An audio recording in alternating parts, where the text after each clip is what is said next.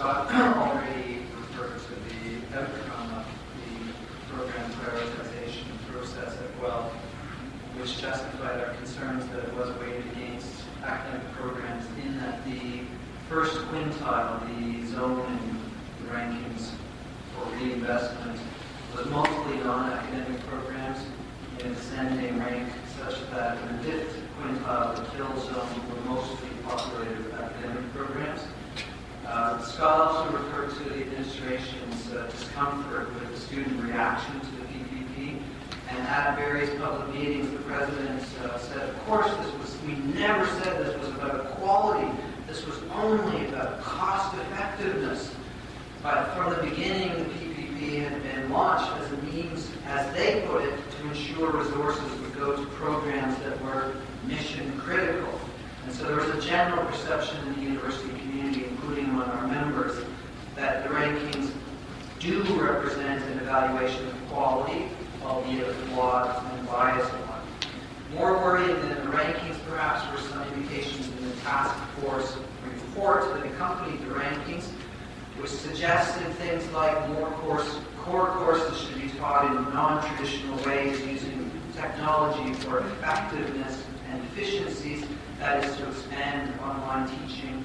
The task force also talked about needing to revisit existing distributions of effort to, as they put it, unlock resources which might be used from people's service allocation. Of course, this suggests that the administration intends to impose more teaching on our members. In fact, what they would really like to do is to create and fully implement a two-stream or two-tier system where there would be some researchers and then a whole passel of teaching-only faculty, which goes against the definition of faculty that the University of Guelph Faculty Association has always tried to defend. I have to say that at this stage, the program prioritization process is almost yesterday's fight, in that our real concern now are the budget cuts that appeared at the same time, or the proposed budget cuts that appeared at the same time as the rankings and the report.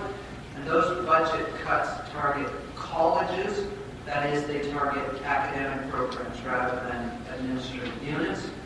And the budget cuts, as well as the PPP, which are part of a single agenda, of course, threaten to transform curriculum and undermine the quality of education at the University of Guelph, in keeping with, as Okufa reminded us, an agenda that's being not really prescribed, but sort of floated by the province about specialization and presumably transforming Guelph from what was a comprehensive university into something quite different.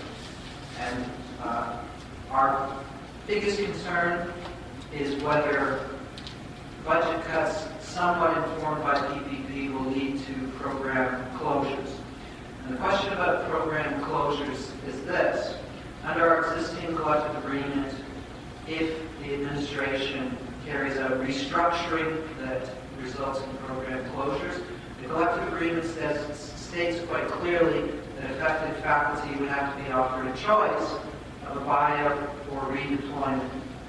It's quite clear from statements that the administration has made to us, as well as their non-answers to questions in public meetings, that what they really intend to do is to seek to change our collective agreement so that program closures would result in faculty being laid off. Because otherwise there's simply no way that they can meet some of their budget reduction targets. So Scott really needs to talk about bargaining strategies, because where we're going now is feeling that while opposing program prioritization processes is something that's still part of what we're doing, our real issue is trying to defend our collective agreement and, by extension, the security and rights of our members. Thanks, Bill. So I'm going to add a third thing to what Kate had mentioned, and Bill's already given me this one other, collective bargaining. I think this is that given the way our process has unfolded, given the timing of our contract renewal, given the issues that have been frankly put in play by the administration, collective bargaining strategy will be the UGFA's cornerstone strategy to tackle the budget cuts and the PPP. Some of these issues are, they couldn't be more bread and butter issues for any kind of association or employee association or union. These are job security. What does tenure mean? Was it a wonderful talk that Jim Turk gave? He was actually a recipient of an award from the UGFA this year, where he talked to faculty, and he made one very specific point that was, made a big impact on me, particularly as the chief negotiator. Tenure has no force in law. It is meaningless. Most faculty believe that it has some sense based on past practice, past history, maybe that there's even some jurisprudence. There really isn't. It's your collective agreement or your special plan agreement in the case of places like Waterloo that actually give you some job security. And in our collective agreement, and there are various iterations in various collective agreements across this province, but job security is very much linked in most cases for faculty around things like program closures, significant changes to curriculum, and these are things that are absolutely the target of these PPPs. So one way to look at, one prison to look at PPP is that it's a direct assault on tenure and the permanency of our members who are continuing employment for librarians out there. So our strategy has been to talk to our members, build solidarity. We are viewing the PPP process as budget cuts because primarily it is about budget cuts as well. I suspect it's true of most institutions, but the wealth process, I think what's happened to date is that parts of it have sort of come off the rails from the administration, and they also realize they have a more effective hand to play because it's the budget and the Board of Governors that's actually driving it, backed up by the province, maybe aided and abetted by the province. And then all of a sudden our faculty come to us in meetings and say, what the hell can we do? This is being forced down our throats. They control the budget, and they do. Senate does not control the budget. Senate is, and there was supposed to be an equal and frankly logical division of powers between the Board of Governors and Senate, and they're not. Part of PPP is about the financial ability, the ability of the Board of Governors to fund and defund programs based on what looks like some kind of process that Senate may or may not endorse or oppose. But the reality is, in a bicameral system, most universities are run that way. There's supposed to be some kind of balance. Well, what PPP does is it creates an imbalance because it's, at least in the wealth version, to speak to that, it says budgetary drivers from the province, which ultimately are related to things like budget or political agendas, are the driver. So collective bargaining is where the rubber hits the road for us. Collective bargaining will happen in our timeline before the effects of PPP, in the sense that when we talked to the university administration and said, when would people go? If people were offered a buy-in, if there was some kind of kinder, gentler way that the university was going to affect its budget cuts, assuming they were still opposing them.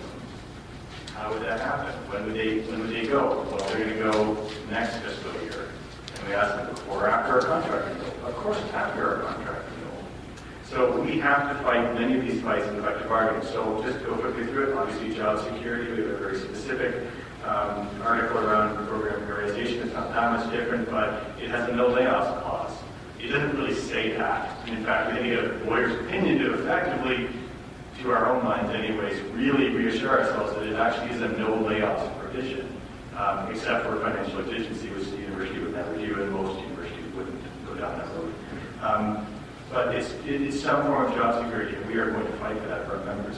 Workload, obviously, if people are leaving, the remaining people have to either continue the program or abandon it. What's going to happen? Well, you're all faculty, you know what's going to happen. People want their bloody program to survive, so they're going to pitch in and they're going to teach more.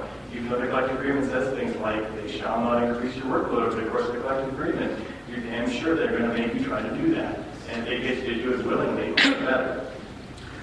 Changes to teaching has come up. I absolutely believe that in our next round of bargaining, we will get a proposal that says something like, the dean can determine when a faculty member is assigned to develop and or deliver an online distance education course. That right now is not possible in our collective agreement. The faculty have the right to choose for pedagogical reasons when a course is offered online and when it's offered either hybrid or in class. Obviously, if they believe that there's transformation and cost savings because they have fewer faculty teaching larger courses, and theoretically somehow saving on the bricks and mortar costs that are associated with classrooms, then that's a worthy goal from their perspective. And the province, again, is very much underwriting that and endorsing that viewpoint. And lastly, academic governance. We had a wonderful strategy session with Doug Lorimer, former chief negotiator for WLUFA. We talked a lot about the collective agreement at Guelph and some of the strengths and weaknesses. We talked about PPP, and where those two things dovetailed was an article on academic governance. And Guelph basically, I wouldn't say we don't have one, but we don't have a very strong one.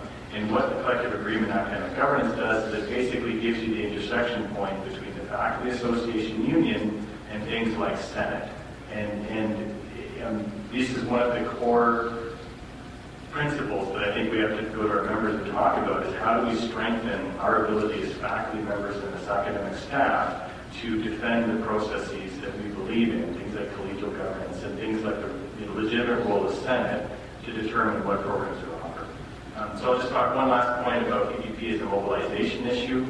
We have, unlike, I guess, Brock's experience, we actually have had very good relations with the students that we've been dealing both with their formal arms, which is CSA and GSA, and also there's an ad hoc group that formed, they're called Students Against PPP. They have a wonderful campaign slogan, which is called, what are they called again? Get less, pay more. Sorry, get less, pay more. It's a great slogan. They have a picture of Alistair Sumley, our president, sort of with a wonderful axe hacking something in half. Scissors. What's that? Yes, scissors. Yes, scissors going on. So they're actually holding a mock town hall as a campus community event. They've invited representatives from a group of other folks to talk about the process, to talk about resistance.